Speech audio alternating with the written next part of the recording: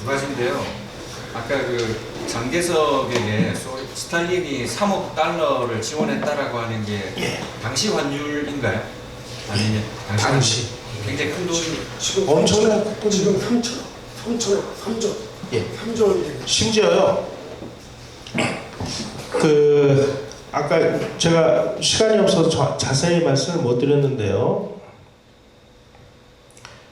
요 부분, 그러니까 스탈린이 그 루스벨트 대통령에게 이런 조건만 충족시켜주면 내가 그 일본하고 전쟁을 하겠다라고 얘기를 했는데 한번 생각을 해보십시오. 외몽고에 대한 실질적인 지배, 그 다음에 대련항 국제화, 여순항조차, 동만주 철도 및 남만주 철도 공동 운영은 전부 저게 중국 거잖아요. 그러니까 루스벨트는 자기 것 아니면서 생색을 낸 거예요. 그래가지고 장개석 팔을 비틀어서 야, 우리 지금 빨리 일본을 무찔러야 되니까 너 이거 스탈린한테 넘겨줘. 그래서 막 팔을 비트니까 장개석 어떡하겠습니까? 그래가지고 일본이 항복하기 하루 전인 8월 14일 날, 좀 황당한 얘기죠. 8월 14일 날 스탈린하고 장개석이가 중소 조약을 맺습니다. 그 중소 조약에 뭐라고 되어 있느냐? 장개석을 중국의 유일한 합법 정부로 인정을 해요. 외교 관계는 이런 겁니다. 그래서 제가 우리가 지금 어쩔 수 없어서 미국을 구세주처럼 이렇게 믿고 있는데, 미국 너무 믿지 말라고 제가 말씀하시는 거예요. 미국은 언제 자기네들을 국익에 따라서 움직일지 모르는 사람이기 때문에. 그렇다고 우리가 뭐 미국에 어떤 도움이 됐습니까? 국제관계라는 것은 철저하게 비즈니스 관계입니다. 주고받는 것이 있어야 되는데 우리는 막 계속 막 미국한테 칭얼거리기만 하고, 심지어 문재인 정부 출범하고 나서 매주 토요일마다 이 좌익 세력들이 총동원령이 내려져 가지고 그 광화문에 있는 미국 대사관을 인간 사설로 이렇게 포위하는 시위를 계속 했잖아요. 그거 아시죠? 미국이 문재인 대통령에게 아니 제발 좀 그 미국 대사관 포위 좀 못하게 해달라고, 경찰력을 동원해서라도 막아달라고. 그러니까 저걸 우리가 어떻게 방해하고 그랬다는 거 아니에요? 그래서 미국이 열받아가지고 뭐 핵협상할 때 김정은이한테 야, 저거 좀 어떻게 좀 없애줘. 그러면 너희들하고 협상할게. 그랬더니 그 다음날 시위가 없어지더라는 거 아닙니까? 예, 최근 정보입니다. 최근 정보. 다시 말씀드리면 지금 남북한의 관리권은 문재인 정부가 가진 게 아닌 것 같아요. 아니 미국이 무슨 천사라고 우리한테 뭘 도와줘? 우리가 미국에 해준 게 뭐 있다고? 마찬가지로 그때 이거 주면은 그 우리 전쟁 해줄게. 그러니까 루스벨트가 장개석한테 야 그거 빨리 줘. 그래가지고 중소조약 맺어가지고 이거 다 넘겨준 거 아닙니까? 이런 겁니다. 또 질문이 뭐였죠? 그리고 그 북공 내전 할 때 예. 모택동이 밀려가지고 예. 북한에 가서 심기일전을 하고 다시 올라오지 않습니까? 예. 근데 그 과정에서 북한이 아무래도 스탈린의 그때까지도 위성 국가 형식이었을 것 같은데 예. 그거를 스탈린이 용인했는지가 좀 궁금합니다. 그 당시에 스탈린이 지시를 해서 움직인 겁니다. 스탈린이 모택동을 돕도록 예. 지시를 한 건가요? 예. 왜냐면 그래가지고 모택동굴이 쫄딱 망해가지고 없어지면 장개석만 좋은 일이 되잖아요. 그러니까 적당히 살려서 심기일전하도록. 근데 그 당시에 스탈린은 국共내전에서 모택동이가 이기리라고는 단 1%도 생각을 안 했다는 겁니다. 그러니까 모택동이가 간단치 않은 인물인 거는 맞죠. 그러니까 같은 공산주의이긴 하지만 어쨌든 저쪽도 비즈니스 관계다. 이걸 보시면 됩니다. 현란하죠. 네. 저기 저 프랭클린 루즈벨트죠? 예. 저 사람들 집안은 데오로즈 루즈벨트 그 할아버지. 예. 할아버지는 우리나라를 일본한테 먹으라고 주고 예. 손자놈은 우리나라 이북을 소련한테 주고 예. 이 루즈벨트 집안은 우리하고 아주 알량이네. 그렇다고 볼 수 있습니다. 아 진짜 나쁜 놈이네 루즈벨트는. 바로 이 루즈벨트 대통령이요, 얄타 회담에서 너무 진을 많이 뺀 나머지 얄타 회담 끝나고 미국에 귀국해서 불과 며칠 후에 죽습니다. 그런 사람을 대놨더니 또 바로 이 얄타 회담을 할 때 루즈벨트 대통령 옆에서 우리가 미국의 전략은 이렇게 해야 되고 뭐 이건 이렇게 해야 되고 뭐 이건 이렇게 해야 됩니다 라고 코치한 사람이 유명한 그 소련 간첩 엘저 히스다. 그러니까 어떻게 보면 루즈벨트 대통령 시절에 소련하고 그 히틀러하고 전쟁을 하고 그러기 위해서 군사동맹 관계를 맺으면서 말하자면 미국판 햇볕 정책이 펼쳐져 가지고 거의 막 무방비 상태에서 소련 간첩들이 미국 고위직으로 아주 대거 침투하는 이런 일이 벌어졌고, 바로 지금 제가 말씀드린 이 루즈벨트의 친소련 정책을 아주 적나라하게 그 파헤쳐서 한 권의 책으로 낸 게 있습니다. 루즈벨트의 친소 정책이라는 책입니다. 원광대학교의 이주천 교수가 미국에서 그 주제로 박사학위를 받았어요. 그래서 그 박사학위 받은 것을 아주 우리가 알기 쉽게 이해하기 쉽게 이제 단행 보도로 낸 책 제목이 루즈벨트의 친소 정책인데요. 거기 보면 정말 억장이 모르는 얘기들이 무지하게 많습니다.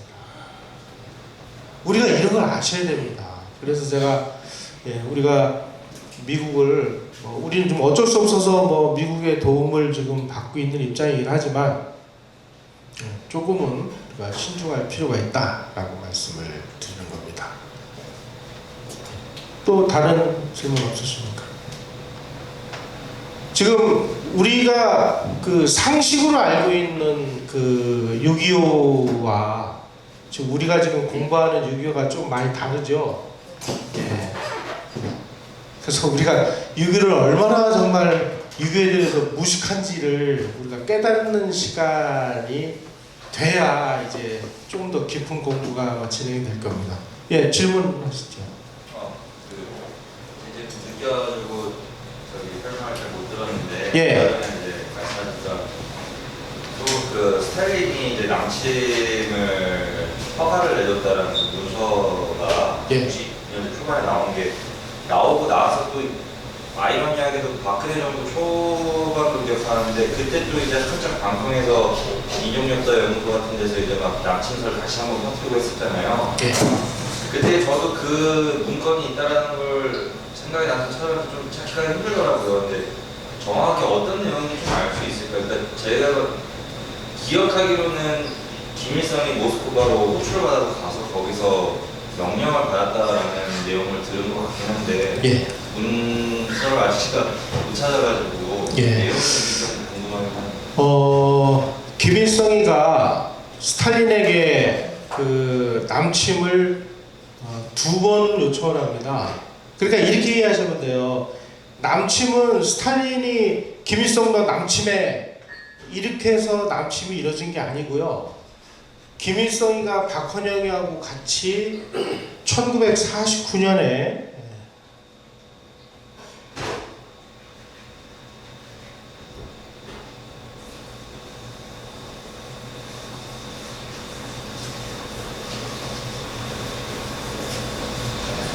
이겁니다. 네.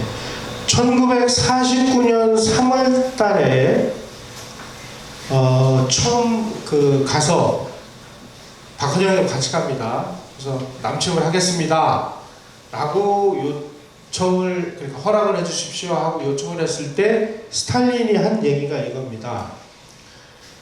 이게 여기 좀 못 적어놨는데 1949년 3월 7일입니다. 그 대화록이 있어요. 나중에 저 필요하면 그 근거를 출처를 제가 말씀을 드릴게요. 49년 3월에 그 요청을 했을 때 스탈린이 거절을 한 내용은 이겁니다. 김일성이 이렇게 얘기합니다. 지금 우리가 전체 한반도를 군사적 수단으로 해방하는 것이 필요하고 가능하다고 믿는다. 남조선 반동 세력은 평화 통일에 동의하지 않을 것이다. 그들은 자신들이 북조선을 공격하기 충분하다고 믿을 때까지 나라의 분단을 연구할 것이다. 지금은 우리가 주도권을 확실히 장악할 수 있는 최선의 기회다.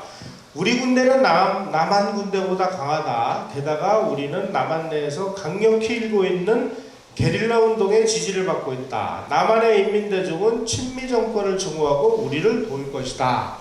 그러니 남침을 허가해달라라고 얘기를 했을 때 스탈린이 반대를 하면서 그대는 남침해서는 안 된다. 세 가지 이유가 있다. 첫째, 인민군은 남조선 군대에 비해 압도적으로 우월하지 못하다. 북한군이 수적으로 남한에 뒤진다. 둘째, 남한에는 아직도 미군이 있다. 적대관계가 일어나면 미군이 개입할 것이다. 셋째, 38선에 관한 미소 협정이 아직 유효하다. 이 협정이 우리 측에 의해 파기되면 미국이 개입할 수 있는 이유가 된다.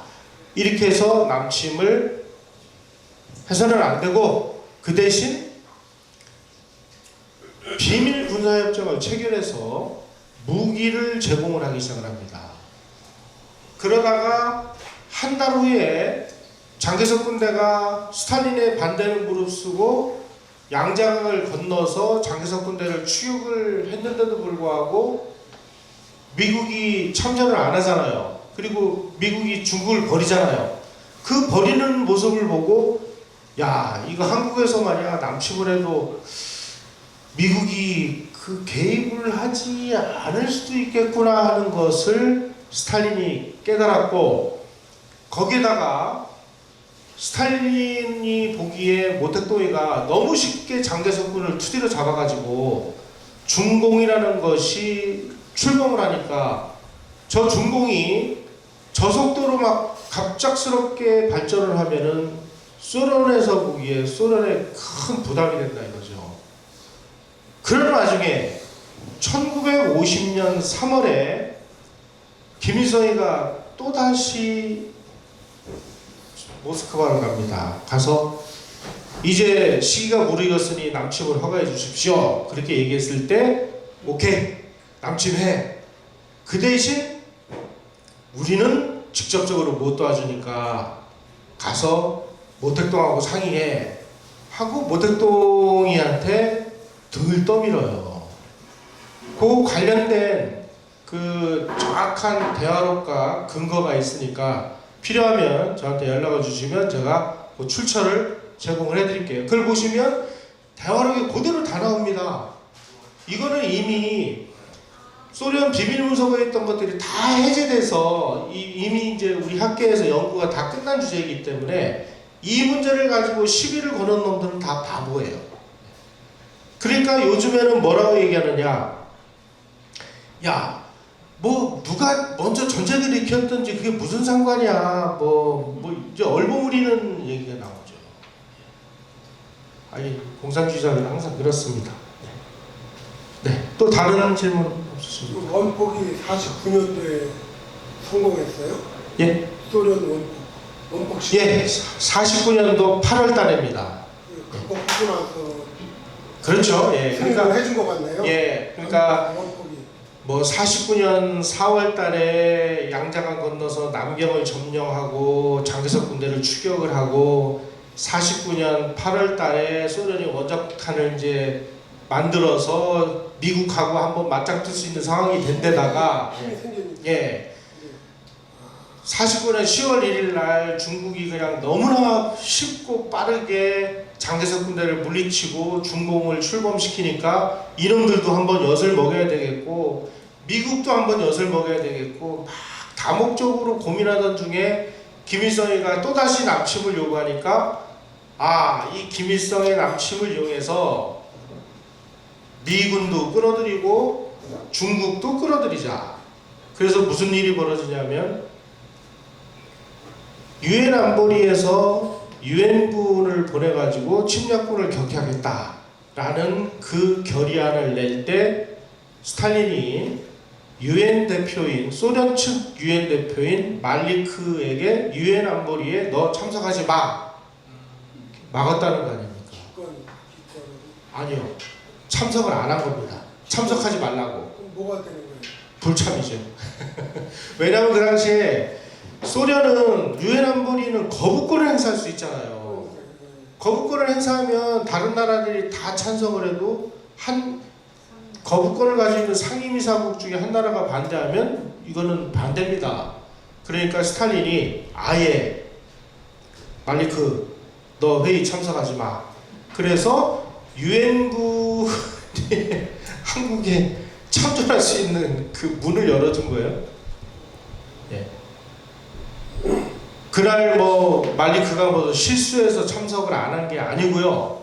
이거는 완전히 스탈린의 함정에 미국도 빠진 겁니다. 그 다음에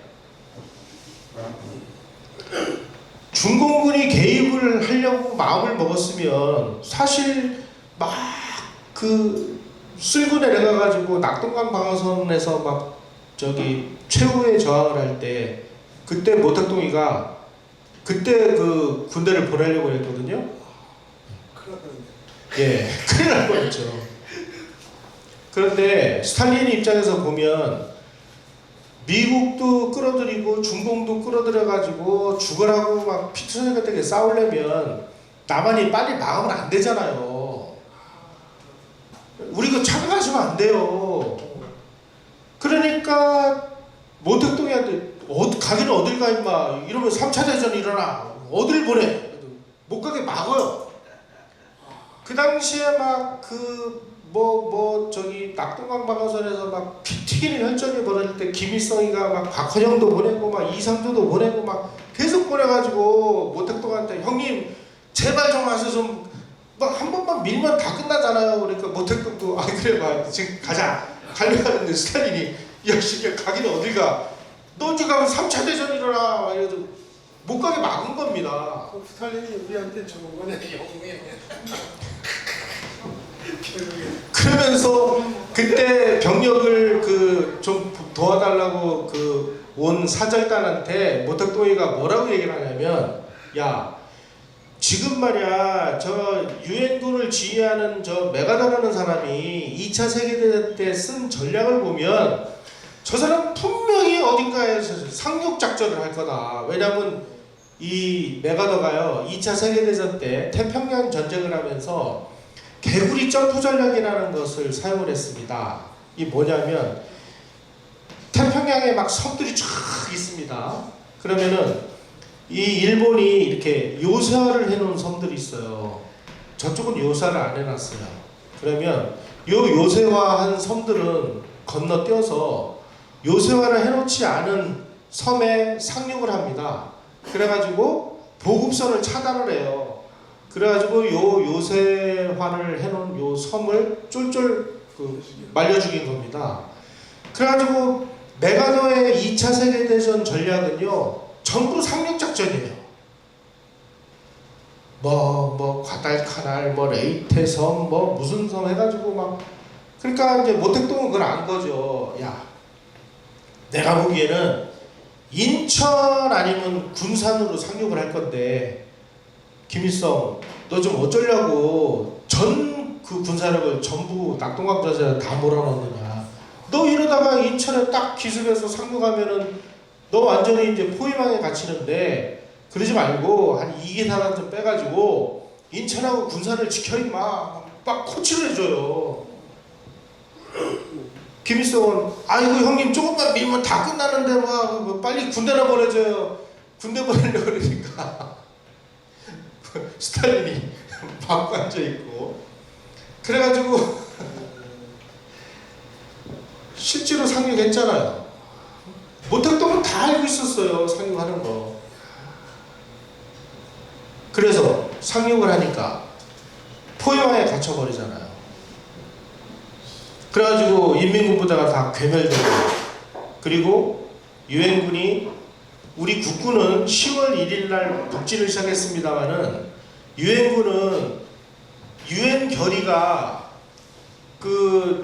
침략군을 격퇴하는 선까지, 격퇴해서 원상을 회복하는 선까지만 유엔군이 전투를 하게 돼 있었습니다.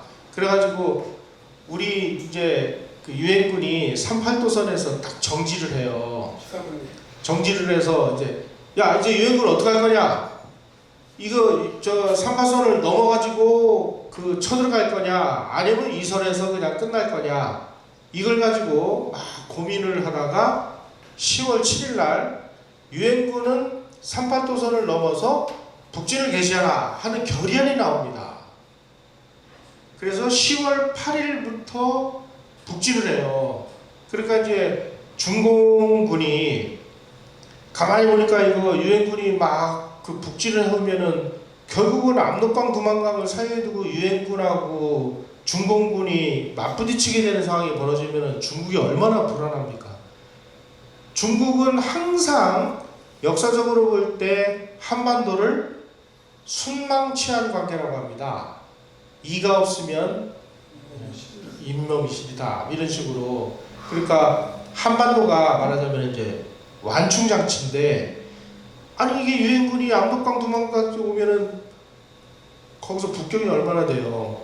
자기네들 목에다가 칼을 들이대는 거랑 똑같은 형국이 되니까 10월 8일 날 유엔군이 북진을 개시하는 그날 38선을 유엔군이 넘어오면 우리는 행동에 옮기겠다라고 선언을 합니다. 근데 미국에서 그걸 몰랐어요? 몰랐는지 알았는지는 모르지만 어쨌든 유엔 결의에서 이제 38선을 넘어가죠. 그 유엔 결의라는 게 예. 상임이사국 5개국이 예스한 게 아니죠. 예. 소련은 또 불참. 하여간 그래서 막 북진을 개시하니까 이제 스탈린이 모택동한테 지금 이제 너 빨리 군대 보내야 돼 하고 막 계속 이제 군대 보내라고 막 얘기를 해요. 근데 이제 이때쯤 되니까 모택동이가 이제 고민을 하게 되죠. 그러면 우리가 군대 보낼 테니까 공군의 지원을 그러면 조건으로 우리가 참전하겠다. 오케이. 스탈린이 오케이합니다. 그리고 이제 군대를 보내겠다고 약속을 한 그날 스탈린이 야 공군 보내면 3차 세계대전이 일어나. 그러니까 니네들 그냥 싸워. 소련의 공중 지원도 안 해줍니다. 그럼에도 불구하고 할 수 없이 막 유엔군이 너무 빠른 속도로 북진을 해오니까 모택동이가 개입을 하게 되는 거죠. 이로써 스탈린이 파놓은 함정에 미국도 빠지고 중공도 빠져가지고 이때서부터는 중공과 미국의 전장이 되버린 거죠. 이제 6.25가 좀 이해가 됐습니까? 우리가 지금 상식적으로 알고 있는 6.25하고 실제 이 소련이 비밀 해제를 해서 우리에게 공개를 한 그 내용을 쭉 이 비교 분석을 해보면요, 기가 막힙니다. 물론 여러 가지 사료를 보고 해석을 조금 달리하는 사람들도 있어요. 야, 그거 스탈린의 음모라고 보기에는 좀 너무 심한 거 아니냐라고 얘기하는 사람도 있고 그렇습니다만은 제 의견에 많은 학자들이 밝혀낸 내용을 제가 말씀을 드리는 겁니다. 좀 좌파적인 시각을 가지고 연구하는 사람들은 스탈린의 의도가 그런 게 아니라 뭐 얘기도 하고 이러는데, 중립적이고 아주 역사적인 팩트를 가지고 우리가 공부를 하는 입장에서 보면 완벽한 소련의 시나리오입니다. 그리고 1951년에 그 중공군이 쭉 밀고 내려서 우리가 다시 서울을 뺏기고, 그리고 유엔군이 다시 반격을 해가지고 전선이 지금 현재 휴전선 부근에서 이제 교착 상태가 되잖아요. 그래가지고 뭐 이제 진지 하나를 두고 막 뭐 여기서 뺏고 저기서 뺏기고 해가지고 백마고지 같은 데서는요, 그 그냥 뭐 지금 보면 웃기지도 않는 그냥 뭐 야산 하나를 이쪽에서 뺏고 저쪽에서 뺏고, 왜냐면 그 백마고지 그 철의 삼각지대를 뺏으면요, 철원 그 일대 평야를 다 먹을 수가 있는 아주 결정적인 지역입니다. 여기서 한 7만 명이 죽어요. 그러니까 이게 야, 이건 미친 짓 아니냐. 그래가지고 이제 뭐 휴전을 좀 해야 되는 거 아니냐. 그래서 이제 중동도 휴전을 하고 싶어하고, 김일성도 휴전을 하고 싶어하고, 미국도 휴전을 하고 싶어하는데, 스탈린은 모택동이하고 김일성한테 이렇게 얘기를 합니다. 아니 이 새끼들 조금만 더 싸우면 우리가 이기는데 왜 계속 밀어붙여가지고, 그래가지고 3년을 끕니다, 전쟁을. 결국은 언제 그 전쟁이 끝난 줄 아십니까? 1953년에 스탈린이 죽은 다음에 전쟁 끝난 거예요. 만약에 그때 스탈린이 안 죽었으면 전쟁 더 갔을 겁니다. 이제 조금 이해가 되세요? 그래서 이 스탈린이라는 친구가 간단치 않은 친구입니다. 막 모택동도 그렇고 막 김일성도 그렇고 막 이제 더 이상 막 이제 진저리가 나는 거예요. 이제 전쟁을 더 이상 뭐. 스탈린 죽고 나서 끝난 거네 결국은.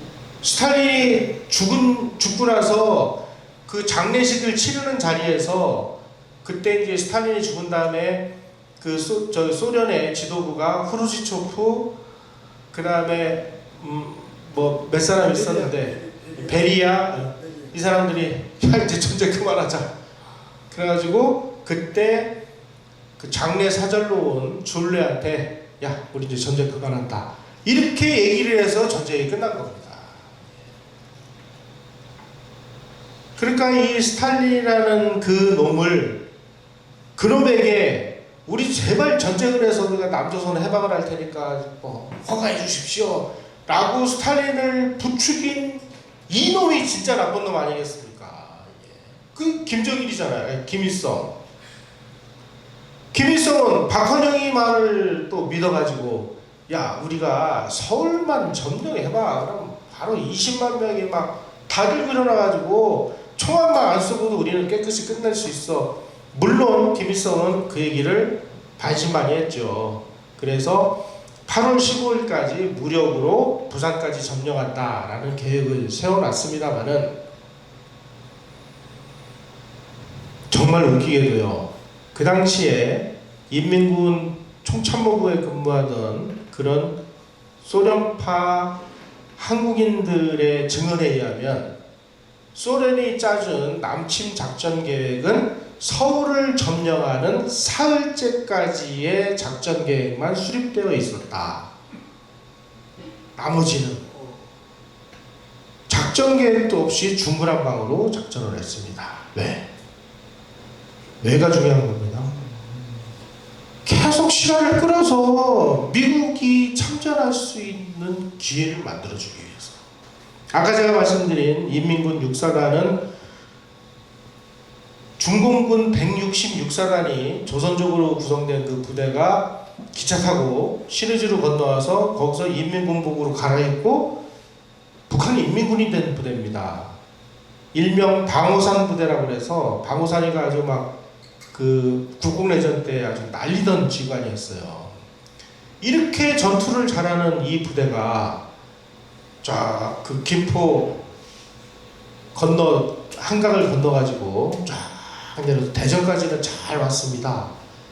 대전까지 와가지고 상식적으로 생각을 하면 그 당시는 국군하고 미군이 저 천안, 대전, 그 다음에 김천, 추풍령, 대구 이 경부 라인으로만 갔지, 전라도 지역 아마 다음 시간에 유석춘 교수가 호남이 6.25에 어떤 기여를 했는가 라는 주제로 강의를 할 건데요.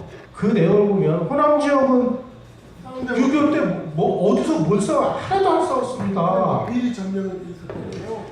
거기에 국군이 한 명도 없었어요. 미군도 한 명도 없었어요. 그런데 그 지역으로 인민군 중에서도 최정예 부대라고 하는 이 방호산 사단이 대전에서 갑자기 어디로 사라져가지고 나중에 보니까 저 군산으로 가서 어두상타는 군산을 점령하고 또 저 아래로 내려가가지고 목포를 점령을 해요. 또 한참 내려가가지고 또 여수를 점령을 해요. 이거 왜 이런 거예요? 통째로 일개사단을 완전히 그냥 허송세월하게 만든 거예요.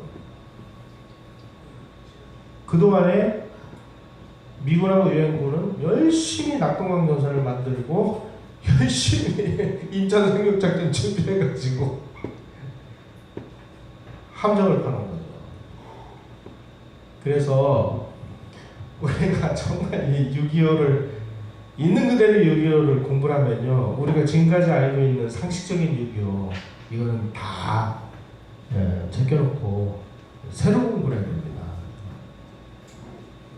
6.25에 관해서는 굉장히 아주 중요한 연구들이 많이 되어 있기 때문에요.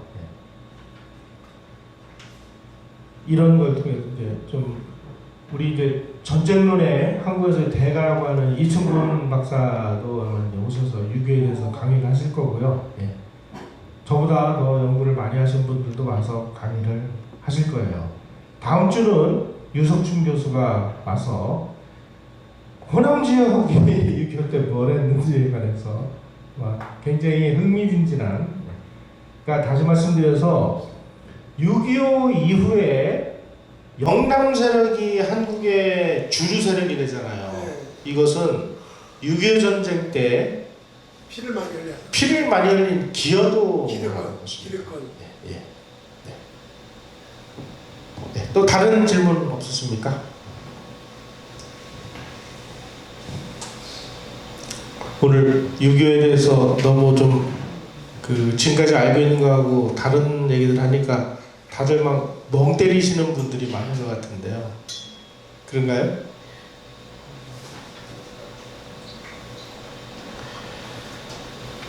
우리가 6.25 공부 정말 새로 해야 되고요. 얼마나 처절한 국제전쟁이고 어떤 요인 하나하나에 전부 미국과 소련과 중국과 북한, 일본 날줄과 시주처럼 다 엮여 있습니다. 일본은 지금까지 6.25 전쟁에 참여를 안 한 걸로 이렇게 되어 있습니다. 천만의 말씀입니다. 일본도 엄청나게 참전을 했습니다. 인천 상륙작전 때 배가 막 한 2,000척 이상 동원이 됐습니다. 수송선까지. 그 중에 80%를 운전한 그 요원들은 전부 일본 사람들이었습니다. 그 다음에 9월 15일 날 인천 상륙작전이 벌어진 다음에요, 메가더 장군이 좀 이상한 그 일들을 벌입니다. 그 미 제10군단이 저 인천에서 그 병력을 배에 태워가지고요, 서해, 남해, 동해를 삥 돌아가지고 원산에 상륙을 해요. 일개 군단이. 3개 사단 아닙니까? 3개 사단을 태운 배가 서해, 남해, 동해를 삥 들어가지고 원산에 상륙하려고 하고 이렇게 딱 들어가는데 이 공산군들이 원산 앞바다에다가 막 기뢰를 막 어마어마하게 막 뿌려놓은 거예요. 그 기뢰를 제거하는 그 작전은 전부 일본이 했습니다. 그래서 기뢰 제거하다가 일본군들이 기뢰에 접촉해가지고 막 통째로 날아가서 죽고 막 이런 일도 벌어졌고요. 그리고 전쟁이라니까 어쨌든지 간에 일본에 있는 모든 중공업 시설, 생산 시설을 총가동을 해야 되잖아요. 그리고 일본에 준해있던 미군들이 한국으로 다 출동을 하니까 일본을 지켜야 되잖아요. 뭘로 지켜요? 야, 큰일 났다. 그래가지고 서둘러서 만든 게 자위대고, 그 다음에 재빨리 철도로 수송을 해야 되잖아. 근데 그 당시에 일본 철도를 전부 좌익들이 점령하고 있었거든요. 그래가지고 국철에서 좌익 노동 그 운동을 하던 사람들 일거에 다 해고를 시켜버립니다. 그리고 조총련계 일본 그 조총련계 학교들 전부 폐쇄령을 내리고 일본도 어마어마한 그 전쟁의 한 축을 형성을 했습니다. 지금 우리가 일본하고 뭐 정보 군사 교류 뭐 이런 거 막 못하게 막 막고 그러잖아요. 전쟁력은 어떡하려고 그래요? 후방기지 역할을 한 건 일본인데 일본하고 우리가 어떤 그 교류를 해야 뭐라도 주고받을 거 아니에요? 좌익들이 이것도 못하게 이명박 정부 때 막 깽판 쳐가지고 사인하려고 하다가 막 미루고 뭐 이런 적도 있었지 않습니까? 이런 일본의 역할도 이제 다음 시간에 하나씩 밝혔을 겁니다. 이렇게 어마어마한 그야말로 국제관계가 막 얽히고 설킨 이런 전쟁이라는 사실을 잊지 마시기 바랍니다. 시간이 딱 돼서 강의 인사를 마치겠습니다. 여러분 고맙습니다.